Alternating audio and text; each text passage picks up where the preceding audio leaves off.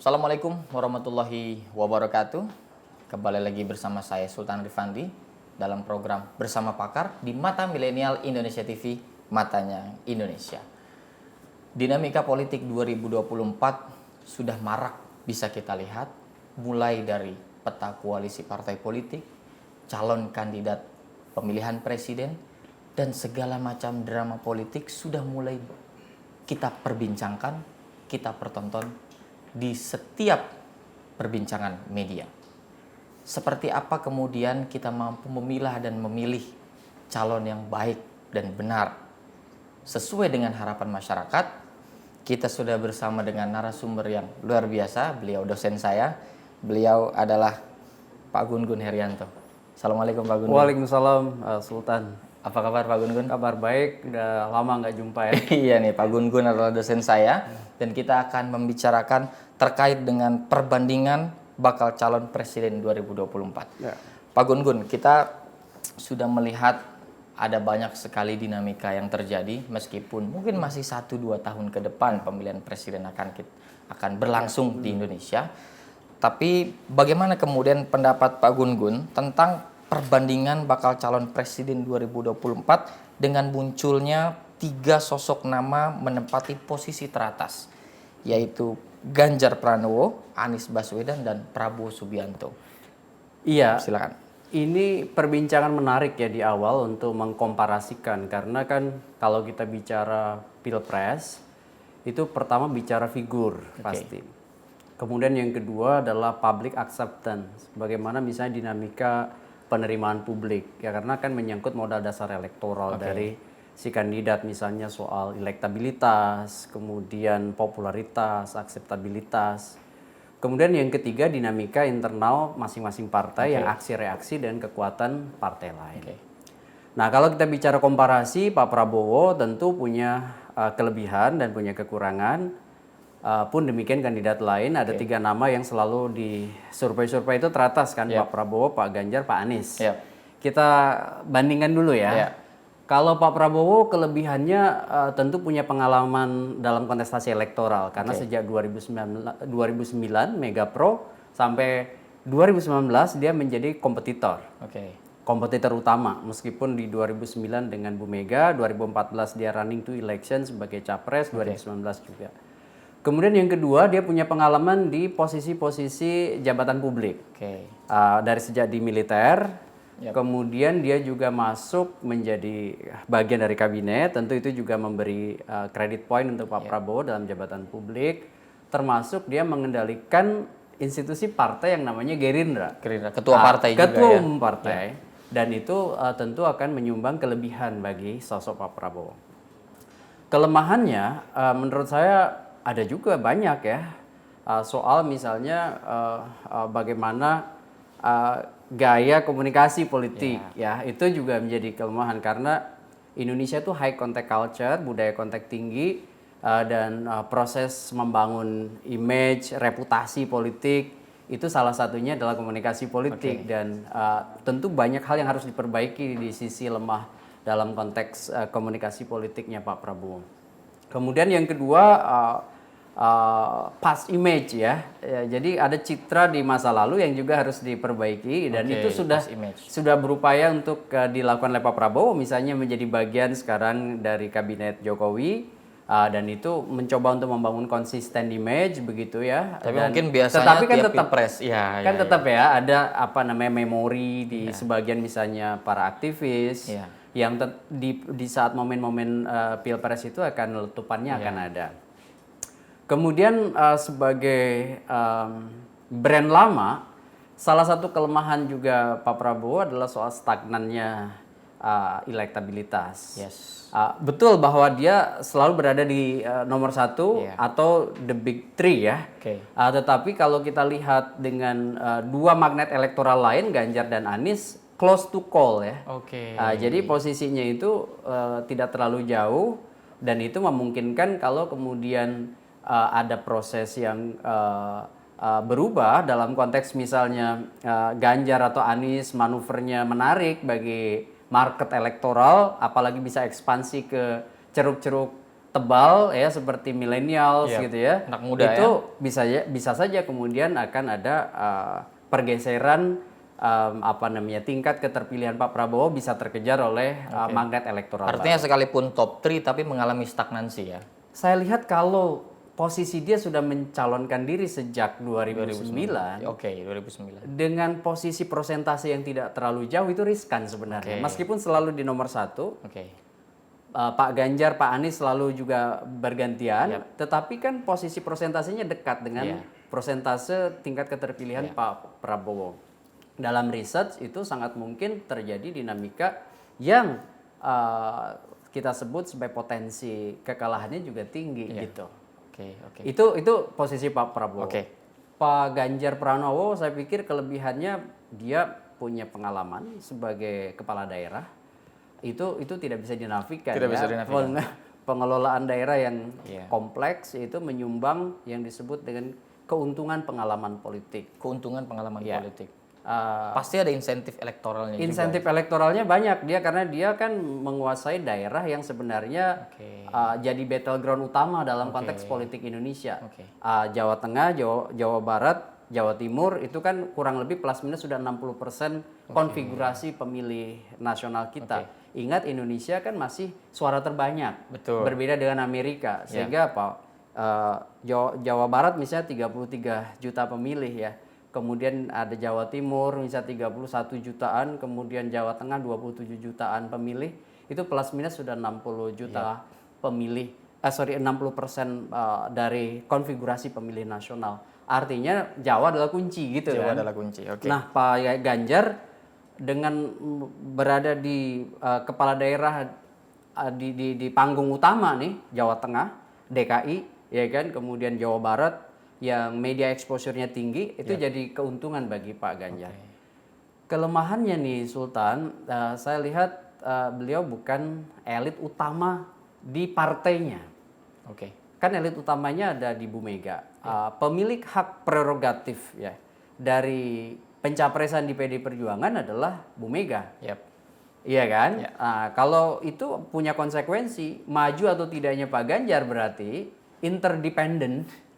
Iya kan? Pada posisi Ibu Mega, apakah kemudian nanti Bu Mega memastikan Puan atau Bu Mega sendiri gitu, atau kemudian Pak Ganjar. Tapi apakah kemudian fenomena Pak Jokowi ini tidak bisa diduplikasi bagi karir politik Pak Ganjar? Sebenarnya bisa. Dengan catatan ya posisi Pak Ganjar itu harus kemudian kalau kita lihat dari strategi bisa menggunakan cara apa yang dilakukan oleh Pak Jokowi. Contoh misalnya menaikkan daya tawar. Nah itu yang saya lihat sekarang dilakukan, yaitu ZOPA strategi dalam konteks negosiasi dan kekuatan politik yang real ada. Who knows, misalnya ada beberapa partai yang juga dikonsolidasikan kan di luar PD Perjuangan untuk menaikkan daya tawar. Maksud saya menaikkan daya tawar Pak Ganjar. Kan kita nggak tahu politik tuh ada yang di ruang terbuka, ada yang di ruang tertutup, bener nggak? Nah, salah satu bandul menentukan adalah Pak Jokowi kan. Nah, terus Pak Jokowi ke siapa? Apakah betul seperti dugaan orang? Misalnya di balik layar itu juga memberikan endorsement pada Pak Ganjar. Nah kan ini kan proses konsolidasi kekuatan, kalau iya ada berarti bisa menaikkan posisi tawar Pak Ganjar.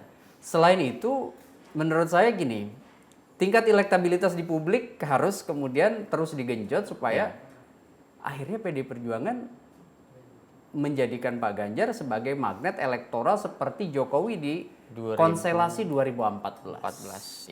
Itu pertanyaan menarik tuh. Apakah mungkin diduplikasi? Mungkin, dengan catatan tidak tergesa-gesanya Pak Ganjar. Makanya Pak Jokowi udah kan, ambil sinyal politik, jangan terburu-buru. Karena apa, proses di PD Perjuangan itu agak unik.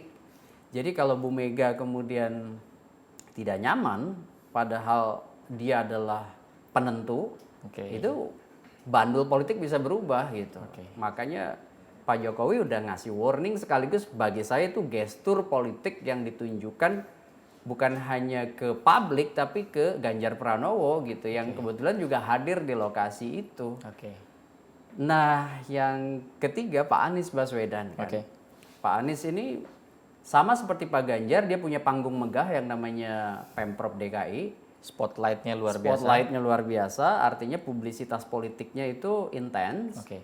Kita bisa lihat Formula E, kita bisa lihat JIS, kita bisa lihat misalnya ragam program yang menempatkan Pak Anies selain di puncak hierarki otoritas birokrasi, itu juga dalam konteks pemberitaan, media exposure ya, itu menempatkan Pak Anies kan dalam intensitas yang tinggi. Dan itu memberikan pengaruh yang luar biasa. Sangat. Oke. Nah, itu kelebihannya. Yang kedua ya kelemahannya dia bukan orang partai.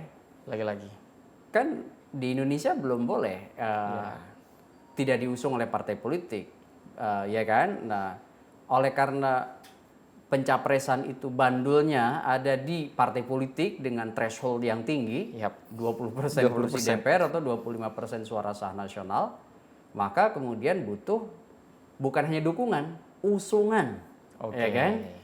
Berbeda kalau dukungan boleh dari partai non parlemen seperti PSI dukung Pak Ganjar itu boleh-boleh aja, tapi nggak berarti apa-apa dalam konteks pencapresan resmi karena pengusungan hanya mungkin dilakukan oleh partai dan atau gabungan partai politik begitu menurut undang-undang pemilu. Nah, Pak Anies bukan orang partai dan dia akan berakhir masa jabatannya di Oktober ini 2022. Oke. Artinya apa? Blind spot nanti itu harus diatasi, ya kan? Melalui apa? Proses yang memungkinkan dia bisa selalu tampil di panggung dan itu memberi semacam bukan hanya daya tarik secara media, tetapi juga bisa jejaringnya itu penetratif sampai ke bawah. Apakah gitu, micro targetingnya? Apakah kemudian berakhirnya masa jabatan Pak Anies di Oktober ini membuat semacam insentif yang negatif bagi elektoral Pak Anies atau justru positif sehingga dia bisa bebas menari lah, katakanlah begitu? Gimana Pak Gudman? Sebenarnya kalau dari sisi publisitas ya tentu lebih menguntungkan dia dalam posisi masih menjabat kan. Karena kan bisa memungkinkan sejumlah tipologi publisitas dilakukan. Misalnya free ride publicity. Ya kan? Dia bisa kemudian tampil dalam ragam acara yang sebenarnya acaranya Pemprov tapi kemudian dia otomatis juga akan terkerek terus namanya. Kemudian bisa juga pure publicity, itu publisitas yang memanfaatkan setting alamiah dalam posisinya dia sebagai pejabat publik. Ya, kesehariannya dia kan pasti akan selalu diliput media meskipun tidak selalu terhubung dengan aktivitas pekerjaan dia sebagai gubernur. Kan begitu ya? Kadang-kadang bisa minum tehnya, perginya kemana itu pasti karena ada media yang melekat di situ. Ada kemudian ruang publikasi. Dan bisa juga publisitas yang berbayar karena misalnya terhubung dengan placement Pemprov di satu program gitu ya di stasiun TV kan otomatis dia juga terkapitalisasi di situ. Tapi kalau kemudian Pak Gun-Gun ada dua nama tadi Pak Ganjar dan Pak Anies yang paling tidak bukan pemilik utama atau pemegang saham tertinggi dalam partai politik. Kita melihat nama-nama lain yang ada beberapa yang memang ketua umum partai ataupun yang memiliki katakanlah power yang cukup kuat seperti Pak Erlangga Hartarto di Golkarnya, kemudian Caimin di PKB-nya dan Puan Maharani di PDIP-nya. Bagaimana kemudian kita menghitung tiga nama ini, Pak Gun-Gun? Mereka punya kuasa politik di partainya masing-masing. Pak Erlangga misalnya di Golkar gitu ya, Caimin di PKB itu juga tidak boleh dianggap remeh. Itu adalah satu instrumen ya dalam konteks kuasa politik. Dan ketika instrumen itu sekarang terhubung dengan syarat formil pengusungan, itu kan bisa juga menjadi sebuah modal politik. Contoh misalnya, Golkar seperti KIB kan, Golkar, kemudian PAN, P3 itu udah 148 kursi kan. Dengan 148 kursi berarti menghidupkan satu tiket. Tetapi apakah Pak Erlangga punya kans untuk menjadi capres? Saya bilang sangat berat. Ya kecuali mungkin positioningnya itu sebagai calon wakil presiden, menggenapi top of the ticketnya siapa gitu. Sebut aja misalnya apakah Pak Ganjar pada akhirnya misalnya tidak diusung oleh PDIP dan ini ada satu tiket yang bisa diisi, tapi itu juga kembali ke Pak Ganjar apakah kemudian berani head to head dengan Bu Mega gitu kan dalam konteks keputusan politik yang beresiko. Atau sangat mungkin juga Sultan, saya berhitung begini, politik itu kan bukan kerja linier ya. Oke. Dia sirkular ya, kemudian prosesnya itu timbal balik, interplay, dan proses itu saya lihat itu satu modal. Oke. Golkar ketika misalnya menghidupkan tiket ya dengan 148 kursi itu udah melampaui 115 kursi syarat presidensial threshold. Kan kalau 20% kursi DPR itu kan 115. 115 kursi. Dengan KIB 148 secara matematis udah cukup, Melebihi bahkan. Pak Erlangga mungkin nggak menjadi salah satu capres. Hitungan saya berat. Karena tingkat elektabilitas personal dia yang lemah. Oke. Popularitasnya juga harus masih digenjot. Tapi mungkin nggak sebagai calon wakil presiden. Mungkin. Oke. Ya kan? Kenapa? Karena dia punya kendaraan politik yang sebenarnya dari sisi perolehan suara di pemilu 2019 layak dihitung. Dan secara koalisi sudah tergabung. Secara koalisi juga tinggal nanti kesepakatan apakah P3 bersepakat misalnya jika paket si A dengan Pak Erlangga gitu kan. Karena kalau P3 mungkin lebih mudah karena tidak punya tidak punya tokoh. Kemudian PAN mungkin harus diajak lebih intens gitu ya dalam konteks komunikasi politik supaya kemudian the best alternative to negotiate agreement-nya ada gitu ya. Nah itu menurut saya penting dalam membaca KIB. Kalau Puan Maharani ini ada hitungan saya begini. Kalau PD Perjuangan mau maju sendiri gitu ya. Sebut aja misalnya dia kan sudah punya 128 kursi. Berarti kan 22,26%. Itu udah dia the one and only partai yang bisa Satu-satunya ya. maju. Sendirian sekalipun. Karena sudah melampaui threshold. Nah, mungkin nggak memajukan Puan untuk melampaui proses kandidasi internal itu mungkin mudah, ya kan? Kenapa? Karena Puan adalah sosok yang sangat dekat dengan elit utama partainya, ya kan? Ya itu Bahkan keturunan. hubungan biologis ya. Betul sekali. Tetapi kan partai harus berhitung market elektoral. Kan nggak bisa semata-mata selera pribadi. Kalau semata-mata selera pribadi 2014 dulu Bu Mega maju.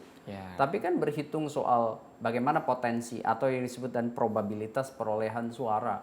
Nah, probabilitas perolehan suara itu salah satunya bicara soal kans figur siapa yang kemudian laku di pasar elektoralnya. Nah, Puan menurut saya juga berpotensi punya masalah di 2024 jika maju sebagai capres. Bukan masalah di kandidasi ya. Tapi masalah pada saat setelah lewat kandidasi untuk mendapatkan yang disebut dengan potensi kemenangan untuk mencapai pencalonan itu kan ada proses kandidasi partai politik. Itu dia tidak akan mendapat banyak masalah di kandidasi, tapi kemudian ada masalah di step berikutnya. Mungkin setelah resmi diusung kampanye itu dalam prediksi saya tidak mudah mengangkat tingkat elektabilitasnya. Meskipun sudah berbagai cara dilakukan gitu kira-kira. Iya betul. Karena kan tidak serta-merta ya. Ada catatan publik, ada penerimaan publik. Betul. Nah yang terakhir itu Caimin juga problemnya sama.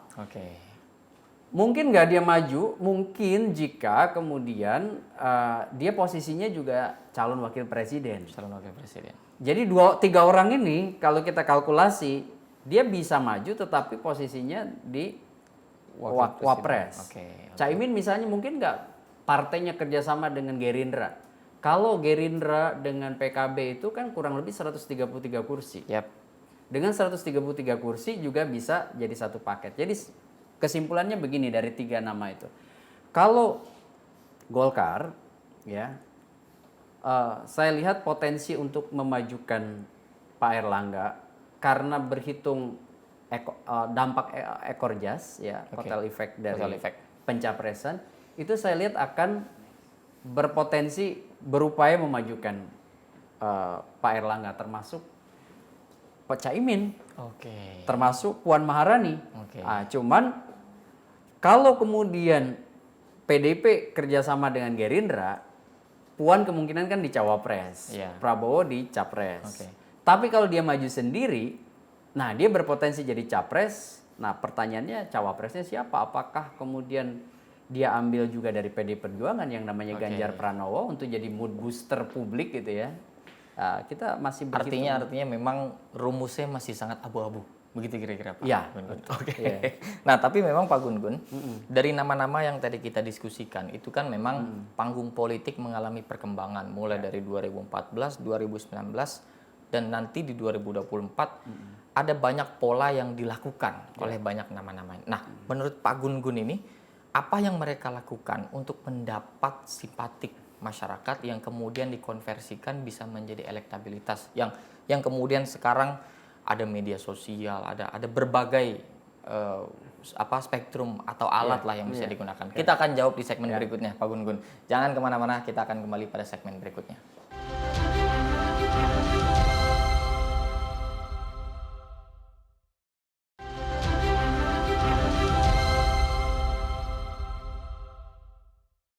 Kembali lagi bersama saya Sultan Rifandi dalam acara Bersama Pakar, masih bersama dengan Prof. Gun-Gun Herianto.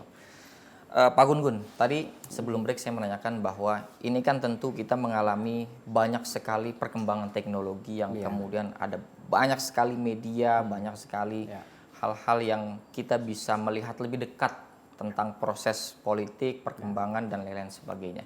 Nah, menurut Pak Gun-Gun dari nama-nama yang kemudian tadi kita diskusikan, bagaimana pola atau cara mereka mendekati masyarakat, mengambil perhatian masyarakat yang kemudian bisa dikonversikan menjadi elektabilitas, Pak Gun-Gun? Oke, ini pertanyaan bagus sekali.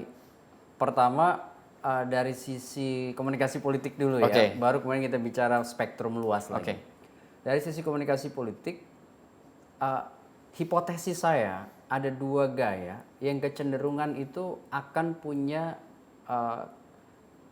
magnet. Magnet elektoral kuat di 2024. Dan itu sebenarnya berlaku polanya sejak Pilpres langsung pertama di Indonesia 2004. Sejak 2024 sudah 2004, ada tuh polanya. Iya. Yaitu pertarungan antara gaya equalitarian style sama the structuring style. Kalau ingat sosok Pak SBY, masih ingat ya? Itu gaya yang sangat terstruktur kan. Terorganisir, rapi, retoris, skematik ya. Itu 2 periode dapat pasar elektoralnya. Jadi waktu itu sosoknya adalah dianggap sebagai orang yang qualified. Kemudian orang bosan dengan gaya itu. Kemudian muncul gaya equalitarian style. Seperti Pak Jokowi. Yang sebenarnya tidak terlalu pandai beretorika, tapi hangat, merangkul, dekat, nyaris tidak berbatas. Kan sebenarnya dalam komunikasi politik itu pertarungan dua gaya ini cocok di wilayah negara dengan penduduk yang high contact culture, budaya kontak tinggi, seperti senang membangun harmoni gitu. Kalau kritik itu tidak terlalu suka yang verbal agresif gitu. Nah, dua gaya ini paling cocok. Jadi kalau saya lihat Pak Jokowi kan udah 2 periode nih. Maka sebenarnya potensi untuk kembali ke menu lama, the structuring style itu tinggi. Jadi kayak posisi misalnya Anies Baswedan, kenapa punya market elektoral sekarang? Karena kan posisi dia retoris, cara berpikirnya skematik, kemudian tampil mengesankan dia intelektual gitu. Pak Ganjar kebalikannya dengan Pak Anies, dia semacam mirip dengan Pak Jokowi. Dekat dengan masyarakat, tidak berbatas, kadang medsosnya itu cerita yang gampang-gampang, yang mudah dikonsumsi oleh publik, netizen pada umumnya gitu. Jadi pertarungan 2024 adalah pertarungan the equalitarian style sama the structuring style. Tergantung pada nanti kalau Pak Ganjar equalitarian, dia harus cari wapresnya yang the structuring style gitu. Dan itu ada di banyak tokoh juga. Itu dari sisi gaya. Kemudian yang kedua dari sisi ceruk, ya, ceruk elektoral. Nah, saya lihat kan anak-anak muda banyak. Maka selain sosok, itu juga gagasan-gagasan yang menyentuh. Oke. Kan dalam tipe pemilih itu kan ada pemilih psikologis kan. Yap. Nah, salah satu yang kemudian sangat penting bagi pemilih psikologis itu kan informasi politik, ketertarikan politik, ya kan, kemudian mungkin internal efficacy, merasa bahwa si sosok ini juga bermanfaat untuk dia. Nah, hal-hal seperti itu tentu akan menjadi pertimbangan ceruk-ceruk potensial tuh antara adalah millennials. Ya. Oke. Kemudian ceruk lain yang besar di Indonesia adalah masyarakat kelas bawah. Karena kan kita kan seperti piramida ya. Yap. Masyarakat awam yang tingkat pendidikannya tidak terlalu tinggi itu menempati proporsi dalam piramida masyarakat tuh yang paling banyak justru. Yap. Nah, yang kayak Sultan ya sudah jadi penjembatan antara kelompok awam dengan elit. Itu udah lebih sedikit lagi. Di puncak ini kelompok elit. Kelompok elit. Ya kan, elit partai, elit pengusaha, ya kan, elit birokrasi. Segelintir saja. Segelintir. Oke. Nah, itu mereka yang bisa masuk pendekatan basis komunitas yang saya sebut sebagai triple C konsep ya. Community relation, hubungan komunitas. Kemudian community empowerment, pemberdayaan komunitas, sama community services, pelayanan komunitas. Dia yang bisa kemudian dapat ceruk di basis-basis pemilih utama, yaitu masyarakat awam atau masyarakat bawah. Nah, itu nggak mudah ya. Kerja politik aja nggak cukup. Penempatan basis data, FCR namanya, Finding, Conclusion, Recommendations, untuk kemudian menggarap teritori. Nah, kalau itu kan nanti udah sangat teknis bicara soal bagaimana penguasaan basis teritorial kan. Maksud saya basis teritorial itu contohnya misalnya, kan nggak mungkin semua wilayah jadi primer kita. Betul. Nah, itu penempatan basis primer, sekunder, tersier dalam konteks pemetaan itu pasti ada. Penetrasi, itulah yang kemudian jadi kunci gitu. Betul. Nah, itu yang kedua soal bagaimana menerjemahkan ceruk suara. Ceruk suara. Kemudian yang ketiga ini terhubung dengan bekerjanya basis struktur pemenangan. Pemenangan ya. Iya kan? Kan figur pasti punya tim-timnya. Betul. Mulai dari tim utama di partai atau relawan dan tim skoci. Nah, soal apakah kemudian ada potensi mereka pecah di jalan, di tengah proses, atau kemudian dia makin solid. Nah, figur itu menurut saya akan potensi kemenangannya juga harus didorong oleh basis pengelolaan tim pemenangan yang solid. Ya kayak misalnya kita nggak menggaransi di match control dari setiap figur tuh sama. Betul. Kayak misalnya tiba-tiba mungkin aja ada tuduhan kasus XYZ, entah itu Formula E kah, ya kan, entah itu misalnya IKTP kah. Nah, di match controlnya seperti apa? Betul. Dan bagaimana juga mengelola misalnya potensi-potensi konflik di antara relawan yang organnya bisa jadi tidak saling ketemu dari awal sebenarnya, tapi karena dipersatukan di tengah jalan oleh figur, kemudian mereka jalan bareng. Yang terakhir adalah bagaimana penguasaan kanal-kanal komunikasi warga. Itu dia. Sosmed menjadi dapil terdekat. Sosmed ya, bagaimana misalnya sosmed yang jumlah penetrasi di Indonesia itu luar biasa. Betul. Gitu ya. Kemudian juga penguasaan framing isu di media mainstream.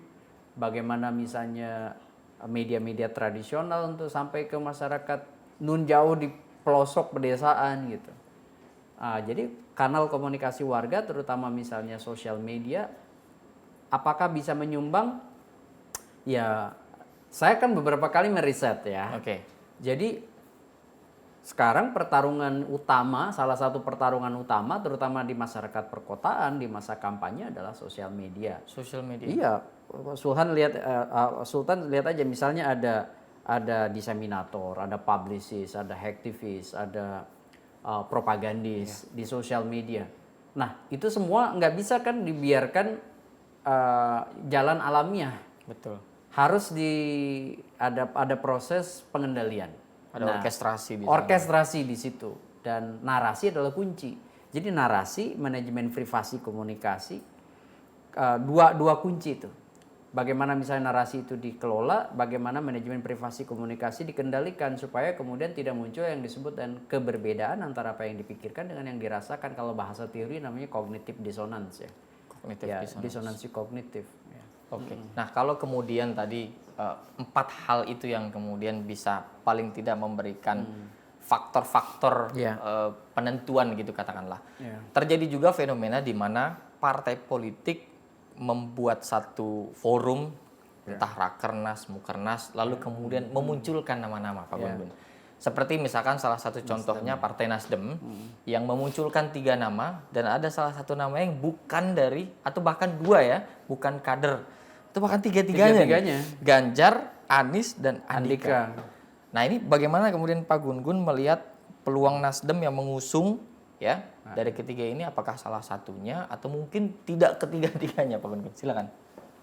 Saya lihat ini strategi bertahap, namanya strategi 2 tahap ya. Oke. Dalam konteks cara Nasdem penetrasi di 2024. Pertama, dia sangat hati-hati tidak langsung menyebut nama, beda dengan 2014.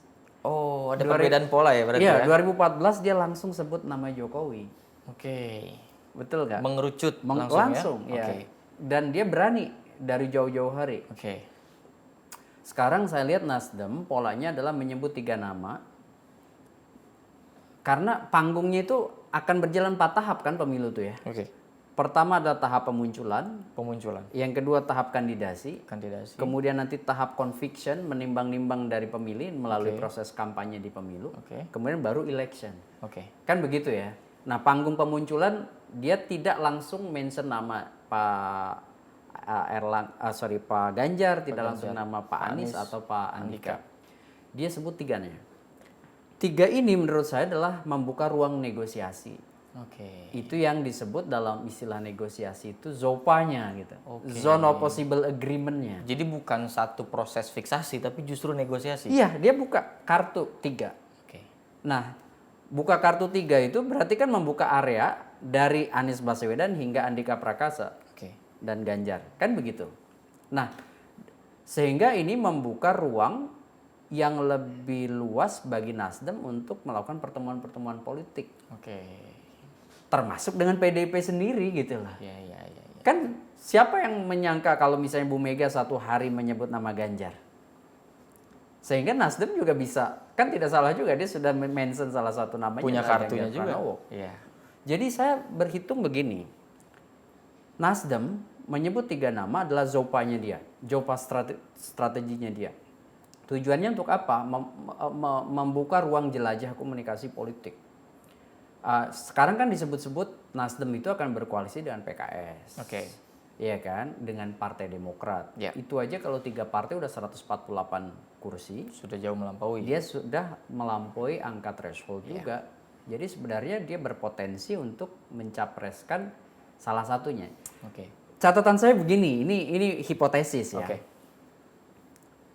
Jika yang dimention itu Puan oleh PD Perjuangan, maka Nasdem akan berada berseberangan dengan PD Perjuangan. Oke. Kenapa? Karena saya lihat akan ada keengganan Partai Nasdem untuk mengusung Puan Maharani. Yep. Puan, kalaupun misalnya maju sendiri atau berkoalisi, kemungkinan besar koalisinya dengan Partai Gerindra. Oke. Kalau posisinya Gerindra sebagai capres. Oke. Oke. Itu bacaan saya, dan dia akan sulit bertemu dengan Nasdem. Tapi kalau nama Ganjar yang disebut oleh PD Perjuangan, oleh Bu Mega, maka sangat mungkin terjadi koalisi besar partai politik untuk mendukung Ganjar Pranowo. Dalam bacaan saya, game changernya itu sebenarnya ada di Bu Mega. Oke. Tombolnya ya. Iya, bandul politik itu makanya kenapa akan last minute gitu. Itu akan menunjukkan proses aksi reaksi yang tidak mudah. Kenapa? Karena menyangkut sikap politik Megawati tentang capresnya. Artinya Pak Gun Gun menghitung bahwa akan ada manuver last minute di akhir yang akan menentukan banyak sekali rumusan-rumusan partai politik. Iya. Dan itu terjadi 2014 kan, pada saat tidak ada incumbent. Berbeda dengan 2019 kan ada Pak Jokowi yang dari awal memang sudah positioning untuk capres PD Perjuangan. Nah, ini mirip agak-agak mirip konstelasinya dengan 2014. Nasdem sulit bertemu menurut saya sekarang dengan PD Perjuangan kalau capresnya Puan Maharani. Nasdem itu juga akan punya ada partai lain juga yang punya kendala untuk bertemu. Contohnya misalnya PD Perjuangan dengan Partai Demokrat, PD Perjuangan dengan PKS, PKS dengan Partai Gerindra. Oke. Itu sulit bertemu dalam satu kongsi. Kenapa? Ada historis, ya kan? Relasi personal, kemudian juga psikopolitis. Kayak PKS dengan Gerindra kan psikopolitis dan historis ya. Ketika dia misalnya 2 kali secara terang-terangan ditinggal. Satu masuk ke kabinet, ya Pak Prabowo masuk kabinet. Yang kedua pada saat posisi wakil gubernur DKI. Oke. Jadi sekalipun politik itu cair, pengecualian untuk ketiga hal ini ya. Oke. Iya. Oke, jadi memang akan ada banyak sekali manuver di akhir. Tapi Pak Gun-Gun, terkait dengan popularitas. Semua kandidat, semua nama yang kemudian mencuat ke publik itu kan memiliki elektabilitas, popularitas, bahkan followers yang entah di berbagai media sosial juga tinggi. Apakah kemudian tingkat popularitas seseorang dalam maju sebagai kontestan di 2024 itu akan dengan mudahnya dikonversikan ke elektabilitas? Popularitas dikonversikan ke elektabilitas itu bukan satu hal yang mudah dan tidak seluruhnya semudah kita berhitung matematika. Maksud saya begini, kalau kita bicara popularitas seluruhnya bisa dikonversikan ke elektabilitas, Presiden Indonesia itu Rhoma Irama. Gitu kan? Banyak sekali penggemarnya. Dia tingkat popularitasnya tinggi, tapi tingkat elektabilitasnya sangat rendah. Atau paling tidak Raffi Ahmad dan Atta Halilintar itu fix menang pas itu. Pasti menang. Bahwa popularitas itu salah satu modal elektoral, yes. Tetapi tidak langsung berkorelasi positif dengan tingkat elektabilitas. Banyak orang yang populer tapi tidak disukai. Gitu. Nah, kalau kita bicara soal indikator seseorang, apa saja yang kemudian bisa diterima oleh masyarakat indikator dari kepopuleran itu? Menurut saya indikator kepopuleran itu dalam konteks kajian itu ada beberapa ya. Pertama pasti diketahui dulu kan ya.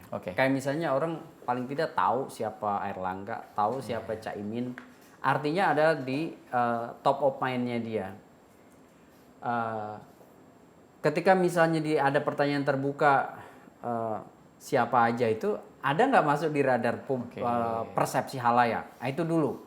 Jadi popularitas itu salah satu indikatornya diketahui dong, ya kan? Ada short memory di publik, ada short memory dan itu dalam bahasa teori namanya locker kognisi ya. Ada locker kognisi ya. Kognisi kita kan punya locker ya. Nah, ada nggak tuh di locker itu nama dia? Ketika dibuka itu, oh ya ada Airlangga, oh ada Puan Maharani, oh ada misalnya Ganjar Pranowo. Nah, semakin sering disebut, maka semakin memori publik itu akan diberi pasokan yang intens dan itu lama-lama akan ada di memori. Makanya kemudian kenapa strategi komunikasi itu penting dilakukan di tahap pemunculan kan. Jadi pada saat tahap pemunculan itu kan publisitas politik, kerja public relations politik ya kan, termasuk propaganda dan kontrapropaganda yang dilakukan baik itu terbuka maupun tertutup, di panggung terbuka maupun di panggung belakang ya, di front stage, di backstage gitu maksud saya. Nah, itu jadi diketahui, kemudian setelah diketahui harus diupayakan kemudian publik itu tertarik.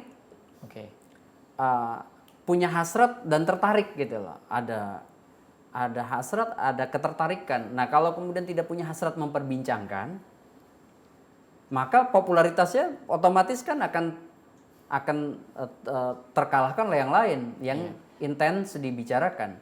Jadi attention, interest ya, ketertarikan orang, ada desire, ada hasrat, baru kemudian orang conviction tuh, menimbang-nimbang.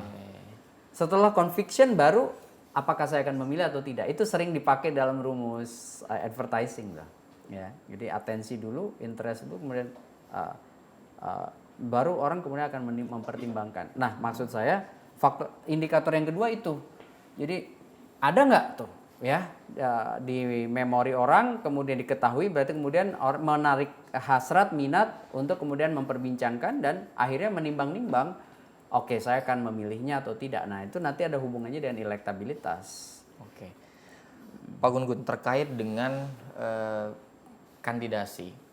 Ini kan threshold membuat satu kristalisasi yang cukup di satu sisi menjadi sederhana, tapi di sisi yang lain publik tidak terlibat banyak di dalam pilihan menu yang akan disuguhkan di 2024. Tapi apakah kemudian menurut Pak Gun-Gun kondisi seperti ini baik, sehat, atau dengan jutaan pemilih di Indonesia, dengan banyaknya ceruk suara di Indonesia, dengan sedikitnya pilihan itu, bagaimana menurut Pak Gun-Gun untuk demokrasi di Indonesia? Kita akan bahas di segmen berikutnya, Pak Gun-Gun.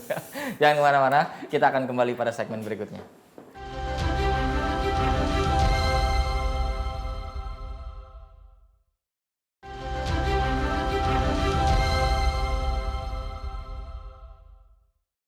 Kembali lagi bersama saya Sultan Rifandi dalam acara Bersama Pakar di Mata Milenial Indonesia TV, Matanya Indonesia. Masih bersama dengan Pak Gun-Gun terkait dengan proses kandidasi tadi. Sebelum break saya sempat tanyakan bahwa ini bagaimana kalau kemudian thresholdnya ini membuat kristalisasi koalisinya membuat pola seperti ini, Pak Gun-Gun. Ini salah satu yang harus dikritik. Oke. Dan kritiknya harus keras. Ya. Oke. Karena salah satu barrier to entry. Oke. Itu adalah ambang batas yang tinggi, sehingga kemudian menurut saya tidak punya relevansi bagi proses penguatan konsolidasi demokrasi di Indonesia. Oke. Kita salah satu yang menghambat munculnya banyak figur ya untuk kemudian berkontestasi di Pilpres itu karena sudah tersandra oleh presidensial threshold yang 20% kursi DPR atau 25% suara sah nasional itu. Dan itu akhirnya kemudian memberi hak khusus bagi partai yang oligarkis gitu. Ya, untuk kemudian melakukan pengusungan. Dan akhirnya kemudian partai terjebak juga pada Mobius strip. Pita Mobius ya. Non-orientable object, jadi kayak perjalanan yang tidak ada akhirnya dalam konteks demokrasi. Jadi ada semacam susah kita keluar dari problem yang sama gitu. Maksud saya akhirnya polarisasi itu akan tajam lagi. Kenapa? Karena akhirnya logika kumulasi kuasa politik dalam kandidasi. Contoh misalnya, ya udah akhirnya kita bermimpi misalnya lebih dari 2 pasangan calon. Bisa 3 pasangan, bisa 4 pasangan. Tapi Sultan bisa lihat fenomena 2014, fenomena 2019. Akhirnya kan kemudian terjadi polarisasi di antara 2 kubu. Dan sirkulasi pun akhirnya terhambat juga. Iya, kalaupun saya lihat kan sudah banyak orang melakukan judicial review ke Mahkamah Konstitusi. Dan ditolak berkali-kali. Ditolak berkali-kali. Meskipun sebenarnya mungkin harus ada cara pandang yang luar biasa bijak gitu dari Mahkamah Konstitusi. Luar biasa bijak ya? Iya, karena selalu alasannya kembali ke open legal policy. Dan itu DPR artinya kan. Jadi penentuan itu ditentukan oleh DPR. Nah sekarang DPR konfigurasinya adalah kekuatan partai politik yang punya kursi. Sehingga otomatis kan kita udah bisa lihat tuh petanya, yang mereka nggak mungkin kalau open legal policy itu mensahkan threshold yang masuk akal dan itu menurut saya gini Sultan, nyaris sulit ya menemukan negara demokrasi yang menggelar pemilu serentak yang menerapkan presidensial threshold. Iya kan? Jadi ini semacam barrier to entry betul. Harusnya bisa dikatakan keanehan juga berarti. Aneh, iya. Apalagi kita kan Pilpres dengan Pilegnya langsung bersamaan. Bersamaan kan? Penyelenggarannya beda kalau misalnya kita katakan pemilu legislatif dulu baru Pilpres. Sehingga pencapresan itu syaratnya adalah hasil pemilu legislatif Oke. di tahun yang sama, Di tahun bukan yang sama. pemilu Oke. sebelumnya, Oke, gitu. oke.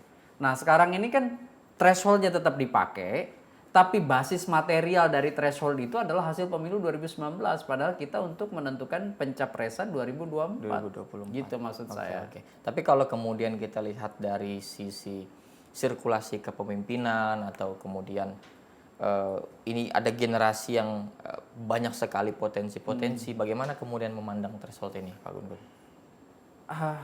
Threshold ini mengebiri sebenarnya. Mengebiri juga. Mengebiri ya. Apa namanya, proses yang seharusnya bisa ditata jauh lebih baik. Apalagi Indonesia ke depan kan banyak orang-orang yang potensial pasti dari kalangan anak-anak muda. Ya. Nah anak-anak muda nggak mungkin muncul, ada generation gap kan Yap. dari pemilik kuasa politik di parpol. Kecuali memang anak-anak muda menginisiasi parpol sendiri. Yap. Kan belum tentu juga bisa melampaui yang nama parliamentary threshold-nya kan gitu. Jadi otomatis tadi saya sebut sebagai Mobius strip. Itu konsep dari Ferdinand August Mobius ya, soal non-orientable object. Jadi seperti kita berada di angka 8 yang ditidurkan. Oke. Jadi tidak ada ujung dari sebuah perjalanan. Oke. Nah, makanya kalau kemudian mau mengatasi salah satu problem serius dalam demokrasi Indonesia adalah menghitung ulang cara pandang kita tentang presidensial threshold yang menjadi barrier to entry, jadi hambatan bagi masuknya orang-orang baik berkualitas untuk menjadi calon pemimpin nasional. Apalagi dari bahasanya luar biasa bijak, harus luar biasa bijak Betul, pandangannya. karena kan hanya hakim konstitusi lah yang sebenarnya betul-betul menjadi representasi Tuhan tuh. Iya kan? Karena saking tingginya tuh. Dan tidak ada yang kemudian bisa mematahkan putusan hakim konstitusi. Betul. Nah, gitu Harus makanya betul-betul dilaksanakan. Nah, terkait dengan 2024 Pak Gun Gun, kita kan akan menghadapi satu proses kontestasi yang akan ditambah variabelnya pasca pandemi dan kemungkinan kita akan menghadapi resesi. Artinya kondisi ekonomi, kemudian ada banyak faktor di sana. Nah, apakah kemudian faktor pasca pandemi dan resesi ini akan banyak mempengaruhi pola pemilihan 2024, Pak Gun Gun? udah pasti. Contoh misalnya sekarang kalau untuk pemilih rasional, pertimbangan sosiotropik kan akan jadi utama. Maksud saya kondisi sosial ekonomi hari ini. Itu untuk pemilih rasional itu pasti akan jadi pertimbangan. Siapa yang kemudian punya konsep lebih jelas tentang mengatasi problem hari ini. Tapi apakah publik kita rasional, Pak? Nah itu masalahnya, itu kan baru satu tipologi. Yang kedua, di basis psikologis, party ID kita masih lemah. Betul.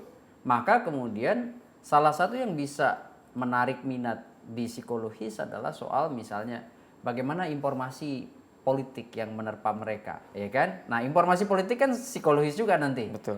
Nah, itu yang kemudian juga kenapa pandemi berpengaruh? Karena kan ini mempercepat atau mengakselerasi era disrupsi kan. Orang dulu bisa bertebaran kemana aja, tiba-tiba di rumah. Sehingga jejaring online itu menentukan. Kalau istilah Kaczmarczyk, Andrzej Kaczmarczyk itu sebagai cyber demokrasi. Demokrasi cyber. Salah satu penanda dari demokrasi cyber adalah freedom of expression-nya itu difasilitasi oleh namanya online media. Dan kita bisa lihat misalnya posisi kita sejak 2020 ya, bulan Maret sampai sekarang intensitas penggunaan online meningkat. Sehingga apa? Pasti itu juga akan memengaruhi strategi penetrasinya para kandidat ke basis pemilih. Kan kita nggak bisa hilangkan fenomena baru yang luar biasa masif, eksesif sejak Maret 2020 hingga sekarang adalah online media. Itu pengaruh pandemi kan. Sebenarnya disrupsinya sendiri sebelum pandemi, tapi berakselerasi cepat ya itu pada saat pandemi. Terjadi radikalisasi. Nah, termasuk yang Sultan tadi sebut fenomena global soal inflasi akibat misalnya terjadinya perang Ukraina Rusia. Itu kan akan menekan negara-negara di dunia, termasuk Indonesia. Mata rantai pangan misalnya, itu kan akan jadi isu campaign kan. Kemudian misalnya bagaimana posisi politik luar negeri Indonesia bebas aktif dalam konteks siapapun kandidat, dan Iya. bagaimana misalnya para kandidat membangun jejaring ke kekuatan-kekuatan politik global, geopolitik, Ya, yang Sultan tahu persis ini tidak mudah. betul. Dan proses ini membutuhkan yang disebut dengan pola hubungan fungsional dalam sistem tata kelola global. Dan salah satu yang faktor penentu yang kadang-kadang nggak hidup di euforia perbincangan media adalah geopolitik. Geopolitik. Bener nggak? Betul. Sekarang kita ngomongin selalu elektabilitas, Ya. kemudian popularitas. Padahal ada kekuatan real, menurut saya di balik kandidasi dan pemenangan capres, kekuatan ekonomi Yes. yang seringkali menjadi investor, Iya. iya kan? Karena high cost-nya politik kita, dan kekuatan superpower lain dalam konteks ini adalah interstate, Oke. iya kan? Politik global ya. Politik global. Dan ini jarang sekali terdiskusikan di ruang publik. Padahal dampaknya luar biasa Dampaknya nyata. luar biasa nyata pada pencapresan. Ya. Dan mungkin yang menjadi perbincangan itu banyak contoh, misalkan ada nama Anies tadi kita diskusikan dan nama Ganjar. Ini kan seringkali diafiliasikan atau diidentifikasi bahwa Anies Baswedan itu akan menggunakan cara politik identitas, atau kemudian Pak Ganjar Pranowo itu akan bergejolak di internal partai, dan beberapa nama-nama dengan masalah-masalah yang ditempelkan. Ya. Nah, menurut Pak Gun-Gun ini bagaimana kemudian melihat satu persona ditempelkan beberapa masalah-masalah yang spesifik bisa kita lihat menempel? Politik asosiatif ya, tadi disebut oleh misalnya Sultan yang kemudian cenderung diasosiasikan dengan salah satu figur. Yep. Itu nggak bisa dinafikan begitu aja dalam konteks misalnya akan ada. Oke. Contoh misalnya Anies diidentikan misalnya dengan isu-isu sosiologi seperti isu agama gitu, ras. Padahal menurut saya itu belum tentu benar gitu ya, belum tentu benar. Pun demikian Pak Ganjar Pranowo, pun demikian Pak Prabowo misalnya diidentikan dengan human right gitu kan. Ya.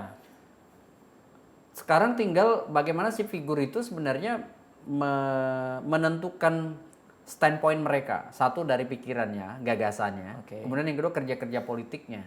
Oke. Makanya kan saya lihat Pak Anies Baswedan mencoba untuk keluar juga dari situ misalnya dengan menginisiasi dialog antar umat beragama. Dia hadir juga ke agama-agama lain. Diskusi interfaith Iya kan. Kemudian juga Pak Anies misalnya saya lihat hadir ke gereja, hadir ke wihara misalnya, itu bagian dari dialog kan. Salah satu bentuk komunikasi yang ingin Salah satu disampaikan bentuk ya. komunikasi. Pun demikian Pak Ganjar, mungkin selama ini selalu diidentikan merah, nasionalis, kurang dekat dengan kelompok hijau, kelompok religius, kan buktinya dia juga hadir berupaya intens hadir di kantong-kantong NU gitu ya, dan itu proses-proses pergulatan itu menurut saya dalam konteks menguatkan reputasi politik jelang pemilu. Nah, masalahnya menurut saya gini. CPM ya, Civic Voluntary Model, yang basisnya adalah mobilisasi ya, seperti misalnya isu suku basis suku, agama, ras, kelompok primordial lah, termasuk juga kelompok hobi, itu akan selalu ada ceruk yang dimobilisasi. Pasti. Hanya masalahnya adalah apakah si figur itu betul-betul mengeksploitasi politik identitas itu yang berbahaya bagi proses kohesiveness masyarakat Indonesia, kan begitu kan? Itu yang menentukan siapa? Yang menentukan dosisnya tinggi atau tidak itu siapa kira-kira? Menurut saya yang paling bertanggung jawab adalah si figur dan tim. Si figur dan tim. Iya. Sekalipun kita bisa hentikan di masyarakat, misalkan kita tingkatkan kualitas menjadi rasional dan lain sebagainya, tetap dosis yang menentukan itu akan elit. Kan usernya si kandidat dan tim. Dari mulai tim inti sampai relawan. Kalau mereka betul-betul mengeksploitasi politik identitas dari hulu, tidak memberikan role model yang baik, pasti ke bawah kan begitu. Makanya menurut saya yang istilah lama adil sejak pikiran itu benar-benar terjadi Iya. dalam pemilu. Jadi kalau dari awal menang dengan cara apapun, bergerak untuk menguasai teritori dengan cara apapun, mengorganisir kebohongan dengan cara apapun supaya kemudian kebohongan itu menjadi kebenaran, ya apa bedanya dengan Dr. Joseph Goebbels gitu ya, membenarkan propagandanya Hitler kan waktu itu. Satu negara, satu imperium, satu pemimpin. Hitler di puncak otoritas. Propaganda bandwagon dimainkan terus ya, karena dia bilang yakin bahwa kebohongan yang diucapkan berulang-ulang maka satu hari kebohongan itu akan jadi kebenaran. Sama juga kemenangan hanya bisa diperoleh ketika kita terus-menerus menempelkan isu sara di benak khalayak dan mengidentikan itu menjadi bagian dari cara pemenangan. Maka yakinlah Indonesia menurut saya kontestasi elektoral hanya akan menjadi faktor perusak. Oke. Iya kan? Keragaman perusak dari tatanan nation state kita, padahal founding fathers kita selalu mengatakan bahwa ini demokrasi lewat kontestasi itu hanya satu cara. Hanya satu. Satu cara, ya kan? Dan yang paling di atas ke semua orientasi gerak bangsa ini adalah membangun Indonesia yang beragam. Nah, kalau keragaman itu direduksi dengan hanya semata-mata kepentingan 5 tahunan, kan bukankah itu kemudian jadi paradoks bagi demokrasi yang kita bayangkan, kan begitu? Demokrasi menjadi paradoks. Ya, paradoks. Tapi itu kan menjadi semacam supply and demand demokrasi kita, Pak Gun-Gun. Elit mungkin punya kontribusi besar di dalam menentukan dosis tinggi atau rendahnya sara dan lain-lain sebagainya. Tapi juga elit pun bisa melihat bahwa masyarakat kita juga kelasnya masih di situ mungkin. Atau bagaimana, Pak Gun-Gun? Ada satu teori bagus namanya reason action theory ya. Oke. Ini menanggapi karena barusan itu sangat akademik banget tuh. Iya kan? Jadi ada namanya perilaku terkontrol. Perilaku istilahnya terkontrol. ya, ada istilahnya tuh perilaku terkontrol. Kenapa perilaku terkontrol itu penting memosisikan kandidat dan tim itu sebagai hal utama ya tadi dalam menentukan dosis, karena perilaku terkontrol itu lebih banyak ditentukan oleh si kandidat. Ya. Pengondisian instrumental terkait dengan mau seperti apa nih, iya kan? Peta jalan pemenangan itu kan si kandidat. Ya. Supply-nya. Supply. Nah, ketika misalnya itu muncul dalam konteks demand and supply, sebut aja begitu dalam mekanisme hukum pasar, ya, maka kalau kemudian kita selalu menganggap bahwa permintaan atas politik identitas itu tinggi dan harus disuplai begitu oleh si kandidat, Bisa hancur. kan akan terjadi yang disebut dengan paradoks tadi, paradoks demokrasi. Ya udah, akhirnya kemudian menang dengan merusak tatanan. Padahal kan sistem demokrasi Indonesia salah satunya ditentukan oleh kearifan dalam berkontestasi kan. Nah kalau kita bicara teknis misalnya, kalau gitu sulit menang dong. Siapa bilang? Itu kan soal mental blocking. Bener nggak? Iya. Buktinya misalnya sebut aja bagaimana misalnya kemenangan Obama di Amerika yang dianggap sebagai kulit hitam, kan dulu juga di Amerika ada mental blocking, white, Anglo-Saxon, Protestan, kan begitu ya. Tapi kan ternyata tidak harus white, black skin kan Obama menang. Nama tengahnya dia Barack Hussein Obama yang bukan DNA-nya bukan semata-mata Amerika asli gitu ya, dia juga ada darah Afrikanya. Itu kan bisa memenangi kontestasi gitu loh. Pun demikian ketika misalnya Donald Trump di pemilu 2016 mengkapitalisasi ketakutan, ingat nggak waktu itu dia sewa konsultan namanya Cambridge Analytica, dia collect data dari Facebook dan dia menang dengan cara Firehouse of Falsehood, dia menyebar ketakutan dengan volume tinggi, menang. Tapi kemudian hal yang sama tidak bisa diberlakukan di pemilu berikutnya.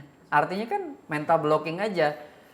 Masalahnya adalah kita perlu menguatkan nih prosentase. Karena dalam hipotesis saya, kalau prosentase penduduk kita naik tingkat literasinya, taruhlah yang mempertimbangkan program itu lebih dari 40%, maka sebenarnya itu akan menekan yang disebut dengan pragmatisme politik, termasuk vote buying, termasuk politik identitas. Oke. Jadi salah satu syaratnya adalah menaikkan tingkat kesadaran politik warga masyarakat yang bukan yang dikelola temporer 5 tahunan, tapi betul-betul memang berjalan lebih alamiah gitu. Terakhir Pak Gun-Gun, supaya memang tadi ada peningkatan demokrasi kita terkonsolidasi, kemudian pertimbangan calon kandidat ini bisa dilandaskan pada aspek-aspek yang rasional, apa yang harus kita lakukan? Pemirsa di rumah mungkin lintas tingkat pendidikannya juga fluktuatif gitu ya. Tidak semuanya paham sepenuhnya. Lantas bagaimana supaya 2024 ini menjadi momentum yang berkualitas kita naik kelas? Pertama, logika berpikirnya bahwa pemilu itu bukan pesta. Oke. Ini yang selalu tanpa sadar itu juga mensugesti pikiran para Pesta pemilih. demokrasi. Pesta demokrasi itu menurut saya keliru besar. Oke. Jadi dengan pesta kita akan sangat temporer, yang penting rame-rame. Dan dalam keramaian itu akhirnya ada yang memberlakukan formula MCM, kan, money, commodity, more money. Oke. Jadi suara jadi komoditi itu. Oke. Jadi ada investasi uang, kemudian suara jadi komoditi, more money, akhirnya korupsi. Oke. Nah, jadi logika pemilu itu bukan logika pesta. Kemudian yang kedua, harus ada transformasi kesejarahan di institusi partai. Oke. Itu menurut saya salah satu kunci. Kenapa? Karena pilar demokrasi itu adalah partai politik. Jadi kalau partai misalnya dalam mulai dari proses rekrutmen, ya kan, kemudian proses distribusi orang ke sejumlah jabatan publik, itu selalu bergantung pada figur utama, maka yakinlah hanya akan memberi pengokohan pada selera individu si elit, bukan pada modernisasi institusi partai. Oke. Nah, yang terakhir, memperbaiki tata kelola manajemen pemilu, termasuk regulasinya. Jadi itu yang disebut dengan prinsip competitiveness, ya, citizenship. Jadi harus kompetitif dan merepresentasikan hak-hak sipil politik warga masyarakat. Gitu. Terima kasih banyak Sama-sama. Pak Gun-Gun. Semoga apa yang diharapkan oleh Pak Gun-Gun ini bisa tercapai di 2024. Saya optimis sih, demokrasi kita berjalan ke arah yang tepat. Oke. Ya. Dan kita bisa naik kelas. Bisa naik menjadi kelas, demokrasi setuju. yang rasional. Setuju. Terima kasih sekali lagi Pak Gun-Gun. Terima kasih juga kepada para pemirsa yang telah menyaksikan dari awal sampai akhir. Semoga semua harapan yang kita bicarakan dapat tercapai oleh bukan pesta demokrasi ya. Bukan pesta demokrasi. Tapi memang ujian mungkin ya. Seleksi. Oke, seleksi. Ya, seleksi yang kompetitif dan merepresentasikan citizenship. Ya. Terima kasih banyak. Saya pamit undur diri. Tetap saksikan episode lainnya hanya di Bersama Pakar di Mata Milenial Indonesia TV. Katanya Indonesia.